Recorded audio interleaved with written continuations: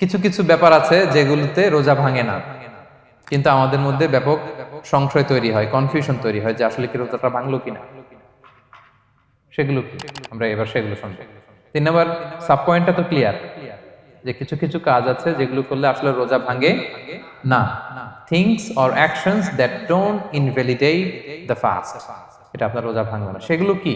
এক নম্বর হচ্ছে ভুল করে যদি কেউ খায়, যেটা আমাদের আগের পয়েন্টে আমি ক্লিয়ার করে দিয়েছি, অথবা জোর করে যদি কাউকে খাওয়ানো হয় তার রোজা ভাঙবে না, এটা আপনারা ইতিমধ্যে জেনেছেন। একটা হাদিস শুনে সহিহ বুখারী, রাসূল সাল্লাল্লাহু আলাইহি ওয়াসাল্লাম বলেছেন, মান নাসিয়া ওয়া হুয়া সাইম ফাআকালা আও শারিবা, রোজা অবস্থায় কেউ যদি ভুল করে খেয়ে ফেলে, ফালিউতিম্মা সাওমা, সেজন্য তার রোজা পূর্ণ করে, তার রোজা ভেঙে গেছে মনে করে সেজন্য খাওয়া শুরু না করে, সেজন্য রোজা পূর্ণ করে। কারণ ফাইন্নামা আতআমাহুল্লাহু ওয়া সাখা, কারণ আল্লাহই তাকে খাইয়েছে, আল্লাহই তাকে পান করিয়েছে। কিন্তু ভুল করে খেয়ে ফেলছেন, এটা তো আপনার হাতে ছিল না। তাহলে ভুল করে খেলে তার রোজা ভাঙবে না, কাজা কাফারা কিছুই লাগবে না, জাস্ট ইউ কন্টিনিউ ইউর সিয়াম। ওকে। 2 নাম্বার হচ্ছে এটা বিবাহিতদের জন্য, যেহেতু মোস্ট অফ দ্য অডিয়েন্স আর 18+, কোনো অসুবিধা নাই। আর ইসলামে কথাগুলো আসলে বাঁচতে হলে জানতে হবে না। সেটা হচ্ছে আমরা শুনেছি যে বিবাহিতরা ফিজিক্যাল ইন্টারকোর্স যদি করে, দেহ থেকে সিমেন আউট হলে রোজা ভেঙে যায়, কিন্তু স্বাভাবিক মেলামেশাতে রোজা ভাঙে না। কিস করা, হাগ করা হাজবেন্ড ওয়াইফের মধ্যে, এই যে সখ্যতা, এই ব্যাপারগুলো যদি দিনের বেলায় ঘটে, এতে রোজা ভাঙে না। ব্যাপারটা বুঝতে পেরেছেন না সবাই? একটা দলিল শোনেন। আমাদের আয়েশা রাদিয়াল্লাহু তাআলা আনহা বলেন, কানা নবী সাল্লাল্লাহু আলাইহি ওয়াসাল্লাম ইয়াকাব্বিলু ওয়া হুয়া সাইম, রমাদানের রোজা অবস্থায় তিনি আমাদেরকে কিস করতেন, ওয়া ইউবাশিরু, আমাদেরকে হাগ করতেন, ওয়া হুয়া সাইম, রোজা অবস্থায়। এতে রোজার কোনো সমস্যা হতো না, তবে এটা রিকমেন্ডেড না। স্বামী স্ত্রীর একান্ত মেলামেশা দিনের বেলা রিকমেন্ডেড না, কারণ এটা থেকে সে সেক্সুয়ালি এক্সাইটমেন্টের দিকে চলে যেতে পারে, ফলে ভুল করে সে এমন কাজ করে ফেলতে পারে যেটাতে তার রোজাটাই ভেঙে যাবে। আর ইচ্ছা করে রোজা ভাঙলে কি করতে হয়? কাজাও কাফারাও, খবর আছে না? সেজন্য এটা খেয়াল রাখতে হবে। 3 নাম্বার, এটাকে আরবিতে বলে আল ইহতিলাম, ওয়েট ড্রিম, বাংলায় বলে স্বপ্ন দোষ। ঘুমের মধ্যে এমন কিছু দেখলেন, ফলে আপনার সিমেন আউট হলো, আপনার রোজা ভাঙবে না। কারণ এটা কি ইচ্ছা করে করছেন আপনি? এটা কার হাতে? আল্লাহর হাতে। এতে রোজা ভাঙে না, শুধু আপনি ঘুম থেকে উঠে ফরজ গোসলটা করে নিলেই হবে। প্রিয় ভাইরা, মুসলিম কমিউনিটির ভাইরা, কথা কি বুঝতে পারতেছেন? আচ্ছা। 4 নাম্বার হচ্ছে ব্লাড টেস্ট। অনেকে বলে যে হুজুর ব্লাড টেস্ট করা যাবে কিনা রমাদানে? ব্লাড টেস্ট করা যাবে। ব্লাড টেস্ট করলে রোজা ভাঙে না, এটা খুবই জরুরি একটা মাসালা, প্রায় আমাদের লাগে। 1-2 সিরিঞ্জ ব্লাড নিলে ভাঙে না। তবে যদি অনেক বেশি অ্যামাউন্টের ব্লাড নেয়, এতে যদি আপনি ক্লান্ত হয়ে পড়েন, সেক্ষেত্রে আপনি রোজা ভাঙতে পারবেন, পরে কাজা করলে হবে। 5 নাম্বার হচ্ছে অনিচ্ছাকৃত বমি। এটা আমি আগেও ক্লিয়ার করেছি যে ইচ্ছাকৃত বমি করলে রোজা ভাঙে, কিন্তু অনিচ্ছাকৃত যদি বমি চলে আসছে, ভমিটিং হচ্ছে, আমার রোজা ভাঙবে না। 6 নম্বরে নোজ ব্লিডিং, নাক দিয়ে অনেকে রক্ত পড়ে না, নাক দিয়ে রক্ত ঝরলে মানুষের রোজা ভাঙে না, আনলেস যদি অনেক বেশি অ্যামাউন্টের হয়, আপনি ক্লান্ত হয়ে পড়েন, তখন তো আপনি রোজা ভাঙতে পারবেন। 7 নাম্বার, রোজা রেখে দাঁত ফেলতে পারবো কিনা? জি, রোজা রেখে আপনি আপনার দাঁতকে রিমুভ করতে পারবেন, খুব বেশি যাতে রক্ত বের না হয় সেটা আপনি খেয়াল রাখবেন। দাঁত ফেললে যে রক্ত বেরোয়, এতে রোজা ভাঙে না। 8 নম্বর পয়েন্টটা খুবই গুরুত্বপূর্ণ, এটা খেয়াল করে শুনতে হবে। কান দুইটা খরগোশের কানের মতো খাড়া করে শুনেন, খুব মনোযোগ দিয়ে। 8 নম্বরটা হচ্ছে ইনজেকশন। রোজা রেখে ইনজেকশন দেয়া যাবে কিনা? কিছু কিছু ইনজেকশন দেয়া যাবে, কিছু কিছু দেয়া যাবে না। কোনগুলো দেয়া যাবে না? এনার্জেটিক ইনজেকশন দেয়া যাবে না। যে ইনজেকশনে ফুড সাপ্লিমেন্টারি আছে, যেটার মধ্যে নিউট্রিশন ভ্যালু আছে, এই ইনজেকশনগুলো দেয়া যাবে না। এমনও ইনজেকশন আছে যেটা দিলে 7 দিন আপনার আর খাওয়া লাগবে না, একেবারে তরতাজা। এরকম ইনজেকশন দেওয়া যাবে?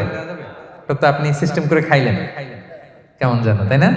আপনি অন্য ওয়েতে দেহে এনার্জি ইনপুট করলেন, এটা করলে রোজা ভেঙে যাবে। তাহলে food supplementary injection, nutrition value আছে এরকম injection, energetic injection, energy boost up করে এরকম ইনজেকশন দিলে রোজা ভেঙে যায়, এগুলো দেওয়া যাবে না। কিন্তু পেইন কিলার যে ইনজেকশনগুলো আছে, এটা দিতে পারবেন। পেইন কিলার ইনজেকশন দিতে পারবেন, অ্যান্টিবায়োটিক ইনজেকশন দিতে পারবেন, অ্যানেস্থেটিক ইনজেকশন দিতে পারবেন, এই জাতীয় মেডিকেশন ইনজেকশনগুলো দিতে পারবেন। কোভিডের যে ইনজেকশন, এগুলো আপনি দিতে পারবেন। এগুলোতে রোজা ভাঙে না, কারণ এগুলোতে আপনার স্টোমাকে কিছু পৌঁছেও না, আপনাকে শক্তিবর্ধক কিছু দেহে প্রবেশও করাচ্ছে না, আপনার এনার্জিও বাড়ে না।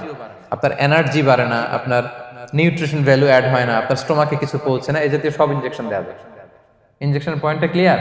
9 নম্বরে কিছু কমন ব্যাপার আছে। এই কমন জিনিসগুলো আমাদের মনের মধ্যে প্রায় প্রশ্ন জাগে যে এগুলো করা যাবে কি যাবে না, এগুলো ক্লিয়ার করি।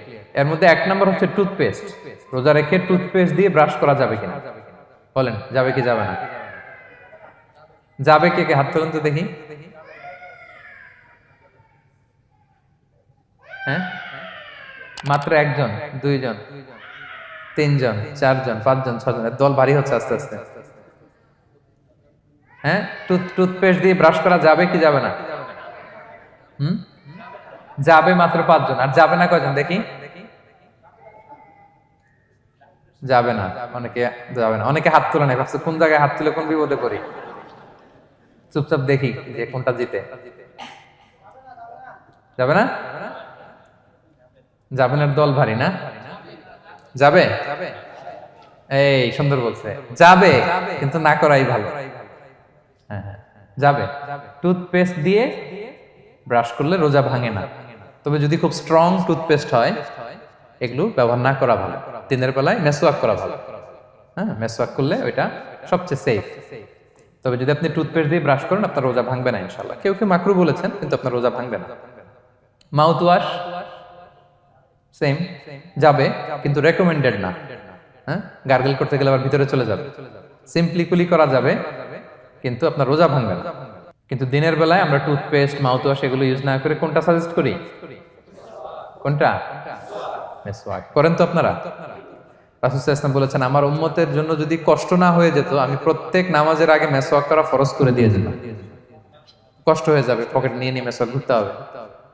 এবং রাসূল সাল্লাল্লাহু আলাইহি ওয়াসাল্লাম মৃত্যুর আগে ওনার হাতে যে জিনিসটা রেখে উনি শেষ নিঃশ্বাস ত্যাগ করেছেন সেটা হচ্ছে মেসওয়াক। উনি অত্যন্ত অসুস্থ, প্রচন্ড জ্বরে কাতরাচ্ছেন।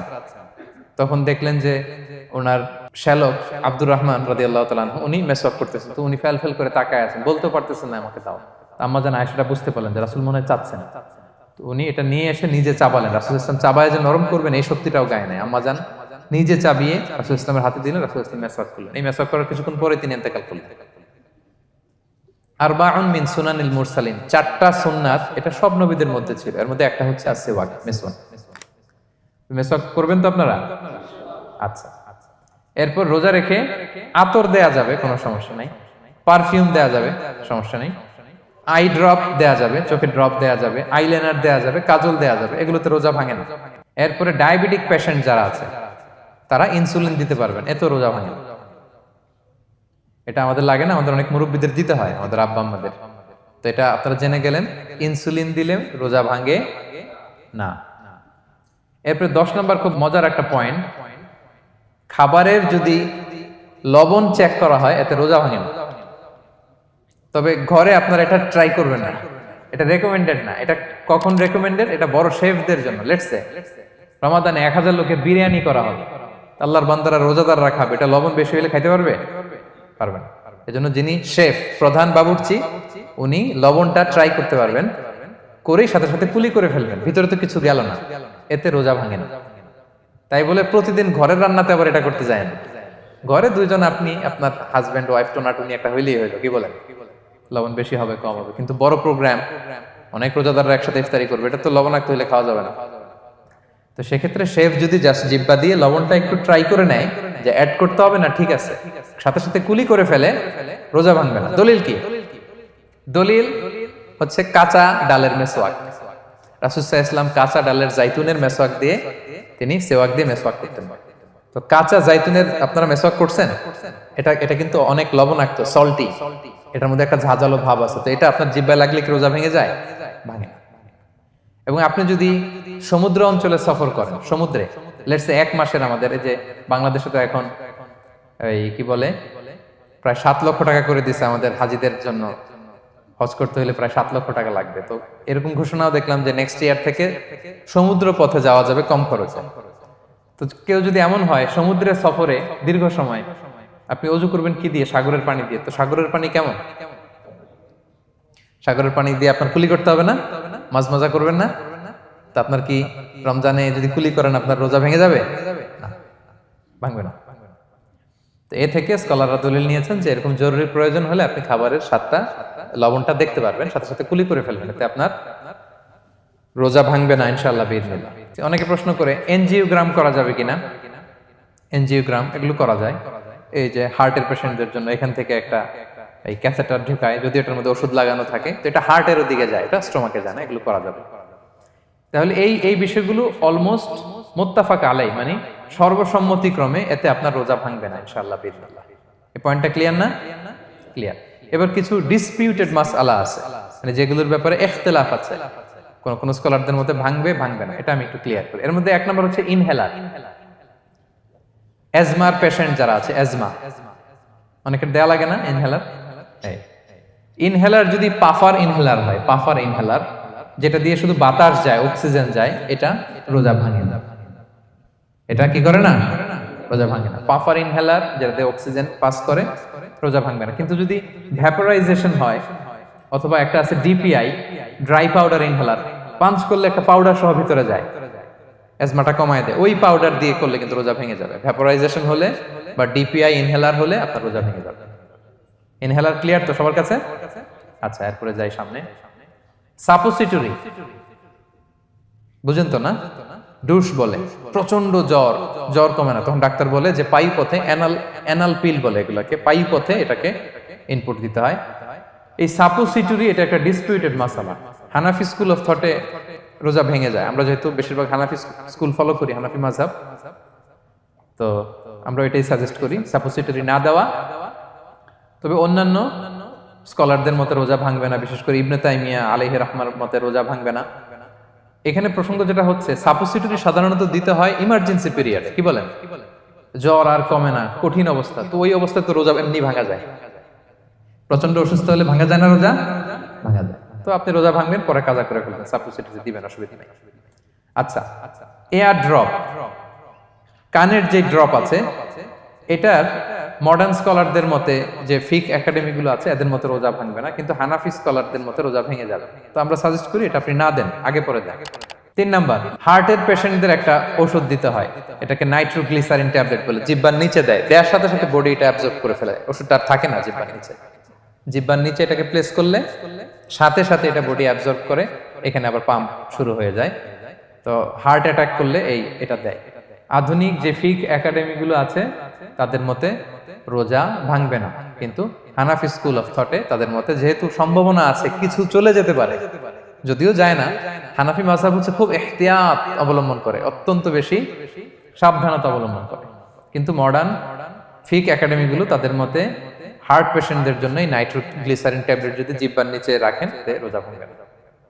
হিজামা, কাপিং, হিজামা চিনেন তো? হ্যাঁ, হিজামা করছেন কেউ এখানে? আপনি করছেন, আর কেউ? অনেকে করছে দেখি মাশাআল্লাহ। এটা এখন অনেক পপুলার হচ্ছে, রাসূল সাল্লাল্লাহু আলাইহি ওয়াসাল্লাম কিন্তু করতেন। এখন দেখবেন যে অনেক বড় বড় সেলিব্রিটিরা, অ্যাথলেটরাও করে। এরকম কাপিং এর টিউব আছে, পিঠে একটু কেটে ওটাকে লাগায় দেয়, আস্তে করে এই রক্তগুলো বের করে ফেলে, ব্যথা ট্যাথা, পেইন টেন এগুলো কমে যায়। এখন কিন্তু এটার অনেক প্রচলন বেড়েছে।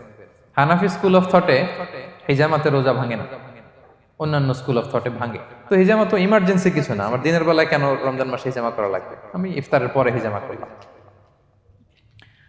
আচ্ছা, ব্লাড ডোনেশন করলে রোজা ভাঙবে কিনা, এক ব্যাগ যে রক্ত নেয় ভাঙবে কিনা? হাম্বালি মাযহাব অনুযায়ী ভেঙে যায়, হানাফি মাযহাব অনুযায়ী ভাঙে না। আমরা হানাফি স্কুল ফলো করি, সো আপনি ব্লাড ডোনেট করতে পারবেন, ভাঙবে না। তবে অনেক ব্লাড ডোনেট করার কারণে যদি আপনি অসুস্থ হয়ে যান, দুর্বল, ওই অসুস্থতার কারণে আপনি ভাঙতে পারবেন। তবে এটা রেকমেন্ডেড, যদি ব্লাডের কারণে মুমূর্ষু রোগীর জীবন যায় অবস্থা, তখন অবশ্যই আপনি ব্লাড ডোনেশন করবেন, যাতে করে একজন মুমূর্ষু রোগী জীবন ফিরে পায়।